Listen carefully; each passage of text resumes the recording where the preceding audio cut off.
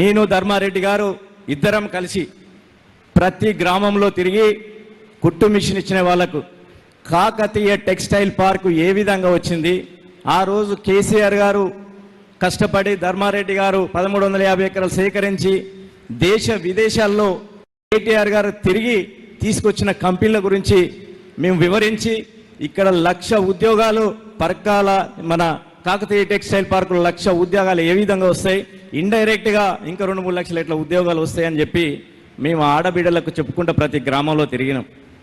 అదేవిధంగా ఆ కాకతీయ టెక్స్టైల్ పార్కులో మనం చేసిన అభివృద్ధి, మనం చేసిన కార్యక్రమాలు చెప్పి వాళ్ళకి వివరించుకుంటూ తిరిగినాం. అయితే ఆయనకి పర్కాల ఎమ్మెల్యే అట, ఆయన పేరు రేవూరు ప్రకాష్ రెడ్డి. ఆయన పేరు అందరు ఇప్పుడు పర్కాల ముద్దుగా రేవూరి ప్రకాష్ రెడ్డి అంటలేరు, డైపర్ రెడ్డి అంటున్నారు. రేవూరి డైపర్ రెడ్డి అంటున్నారు. ఆయన ఇష్టం వచ్చినట్టు ధర్మారెడ్డి నేను తిరిగితే ధర్మారెడ్డిని నన్ను చాలా వ్యక్తిగతంగా చాలా ఘోరంగమైన మాటలు మాట్లాడాడు. కింద ముడ్డి కిందకి డైపర్ వచ్చింది కానీ వయసు మర్చిపోయి మాట్లాడుతున్నాడు.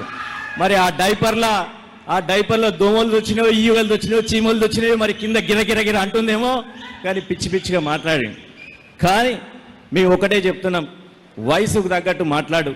ఈసారి కనుక పిచ్చి పిచ్చిగా మాట్లాడితే నిన్ను పిచ్చి హాస్పిటల్ వేస్తారు తప్ప ఇక్కడి నుంచి పరకాల వాళ్ళు తరిమి కొడతారని మరొకసారి గుర్తు చేస్తున్నాం.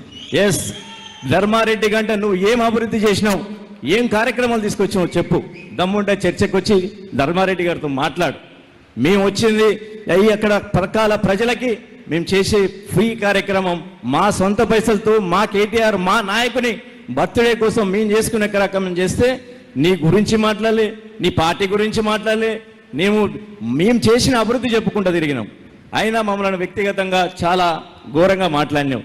నువ్వు నీ వయసు చూసుకోకుండా మాట్లాడినావు. నా తండ్రి లాంటి వయసు అడిగినావు.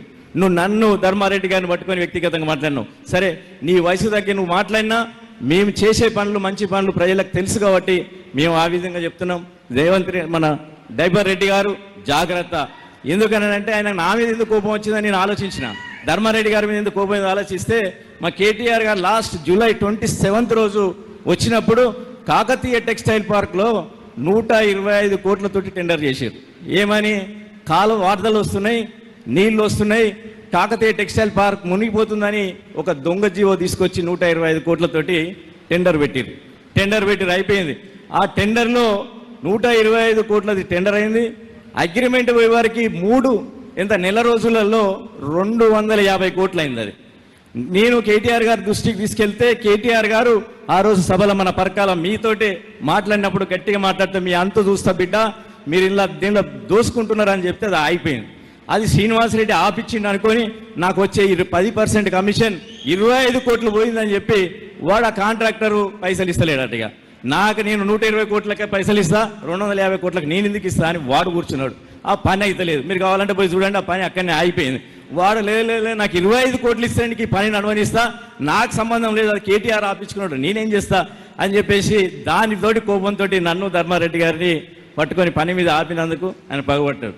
కాబట్టి అట్లనే వాళ్ళ పిఏ ఉన్నాడట, దేంట్లో మీరు ఏది ధర్మారెడ్డి గారు ఎమ్మెల్యేగా ఉండి 100 కోట్లు తీసుకొస్తే టెండర్లు చేసిండు ధర్మాననే, అగ్రిమెంట్లు ధర్మాననే చేపించిండు, కానీ కమిషన్లు వాడు దూపుతున్నాడు. మీ ప్రతి గ్రామంలో ఆయన వేసిన కమిషన్లు అగ్రిమెంట్లు చేసినాయి 10%.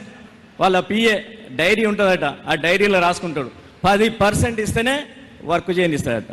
కాబట్టి నీ అన్నీ తెలుసు, మాకు నీ అవినీతి తెలుసు, నీ నర్సంపేటలో నువ్వు చేసిన దుర్మార్గాలని తెలుసు. మా పెద్ద సుదర్శన్ రెడ్డి గారు నిన్ను తరిమి కొడితే పారిపోయి వరంగల్కి పోయినావు, వరంగల్ పారగొడితే పరకాలకు వచ్చినావు, మళ్ళీ ఇక్కడ నుంచి కూడా మా కార్యకర్తలు నిన్ను తరిమి కొట్టారు, దగ్గర ఉంది అని ఒళ్ళు జాగ్రత్త పెట్టుకొని పనిచేయని డైపర్ రెడ్డి గారికి హెచ్చరిస్తూ మా అన్న కేటీఆర్ గారు